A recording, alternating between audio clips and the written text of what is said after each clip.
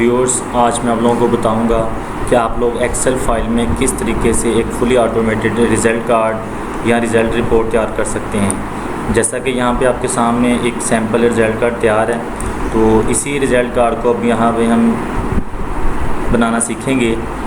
इस result card में जो सबसे मेन चीज़ है वो ये टेबल है, जिसके अंदर फार्मूलेशन होती है, जो चीज़ समझने वाली है। तो सबसे पहले हम इसी टेबल को बनाना सीखेंगे कि इस टेबल को कैसे बनाया जाता है। तो यहाँ पे मैं सबसे पहले इस टेबल के अंदर जो टेक्स्ट लिखा है वो यहाँ पे लिखता हूँ।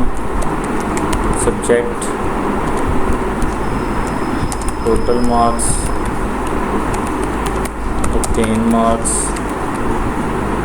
परसेंटेज और यहाँ पे ग्रेड। इस कॉलम की विड्थ को यहाँ से थोड़ा सा चेंज कर लें आप।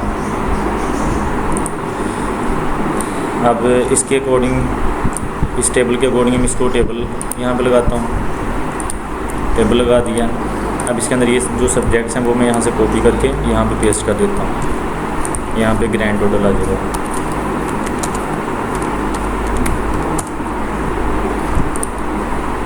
और जो टेक्स्ट यहाँ पे है उसी का फॉर्मेट मैं कॉपी करता हूँ और इस तमाम टेबल के ऊपर वो टेक्स्ट मैं फॉर्मेट इम्प्लीमेंट कर देता हूँ।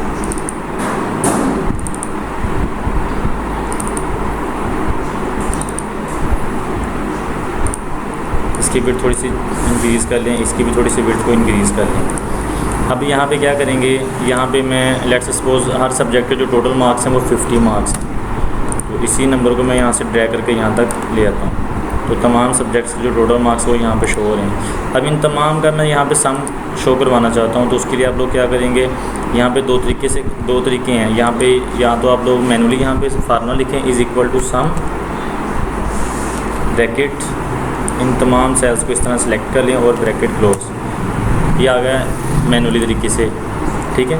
अगर आप लोग इसको शॉर्टकट मेथड इसका यूज़ करना चाहते हैं तो उसके लिए आप लोग क्या करेंगे, इन तमाम सेल्स को सिलेक्ट कर लें, होम टैब में जाएं और यहाँ पे ऑटो सम पे क्लिक कर दें, ठीक है। और इसी फार्मूले को यहाँ से ड्रैग करके आप इस तरफ ले आएँ राइट साइड पे, ताकि इन तमाम के अंदर जो भी नंबर्स आएंगे उनका सम यहाँ पे शो होगा। यहाँ पे मैं अपनी तरफ से कुछ नंबर्स मैं पुट कर देता हूँ। 45, 35, 39,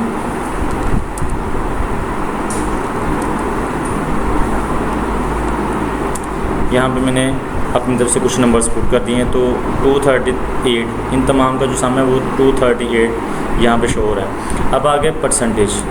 अब किसी भी सब्जेक्ट में जो परसेंटेज निकाली जाती है उसका फार्मूला यहाँ पे मैं लिखता हूँ। सबसे पहले उसका फार्मूला होता है obtain marks divided by total marks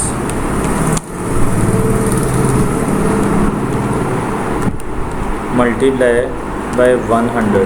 ये परसेंटेज का फार्मूला होता है। किसी भी सब्जेक्ट में अगर आपने परसेंटेज मालूम करनी है तो यही फार्मूला यहाँ पे मैं लगाऊंगा इज़ इक्वल टू। एक्सेल में जब भी कोई फार्मूला लिखते हैं तो आपको पता है वो इज़ इक्वल टू के सिंबल से स्टार्ट होता है। Is equal to obtain marks वाला सेल सेलेक्ट करेंगे, डिवाइडेड बाय फिर टोटल मार्क्स वाला सेल सेलेक्ट करेंगे और उसको फिर मल्टीप्लाई करेंगे 100 के साथ। क्लियर है।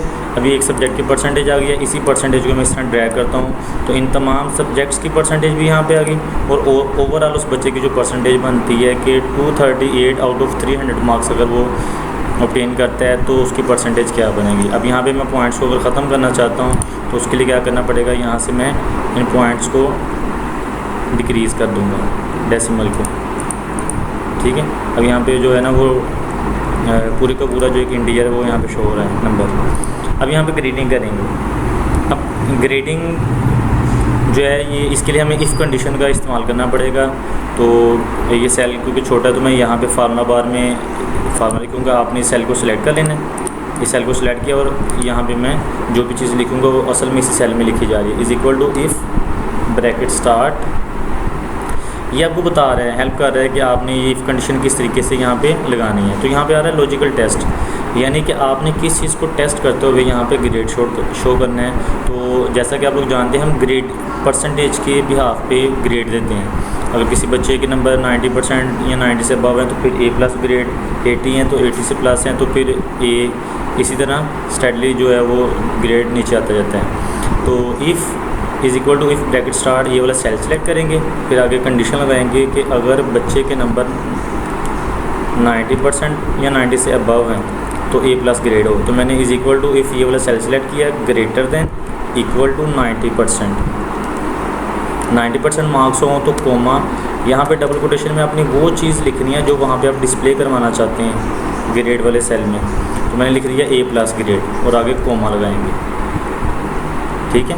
अब आपने क्या करना है, इसी कंडीशन को इस तरह कॉपी कर लेना है, क्योंकि बच्चे के जो ग्रेड हैं, बच्चे का जो ग्रेड होगा सब्जेक्ट में वो परसेंटेज के बिहाफ पे हैं। तो जैसे जैसे परसेंटेज चेंज होती जाएगी तो ग्रेड भी चेंज होते जाना है। तो यहाँ पे हमने वो तमाम पॉसिबल कंडीशंस यहाँ पे मेंशन करनी है।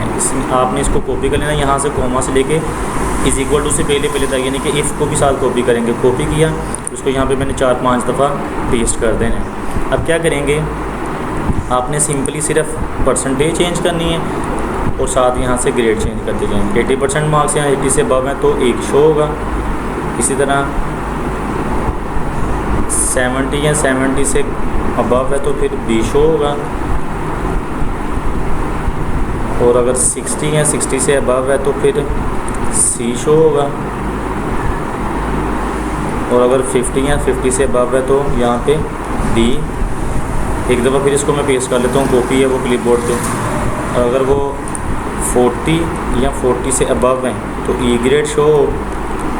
और अगर इन तमाम कंडीशंस में से, ये जितनी भी यहाँ पे मैंने कंडीशन लगाई हुई है ग्रेडिंग की, अगर इनमें से कोई भी कंडीशन ट्रू नहीं होती है, यानी कि बच्चे के नंबर ना 90 है, ना 80%, ना 70, यानी कि 40 और 90 के बिटवीन भी नहीं है, 40 से बिलो आ रहे हैं, तो यहाँ पे एंड पे आपने वो चीज़ लिखनी है जो बाय डिफ़ॉल्ट इन तमाम कंडीशंस के फॉल्स होने की सूरत में डिस्प्ले हो।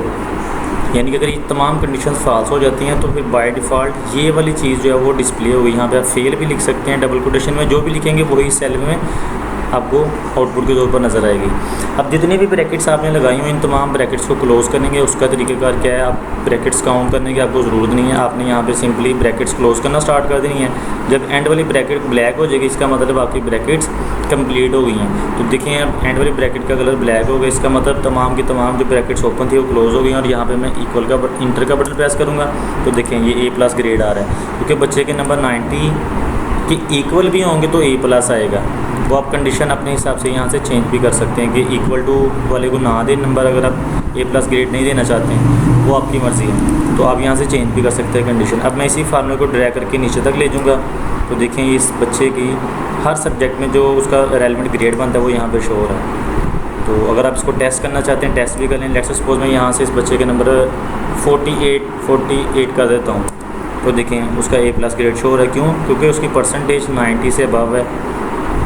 इसी तरह अगर इस बच्चे के नंबर मैं 15 कर देता हूँ तो आप उसकी देखिए परसेंटेज 30 होगी, और आपको पता है कि 40 से बिलो हमने लगाया हुआ है कि वो एफ ग्रेड शो होगा। ठीक है, अब इसको थोड़ा सा फॉर्मेट कर देते हैं, जैसे कि ये वाला है। ये सारे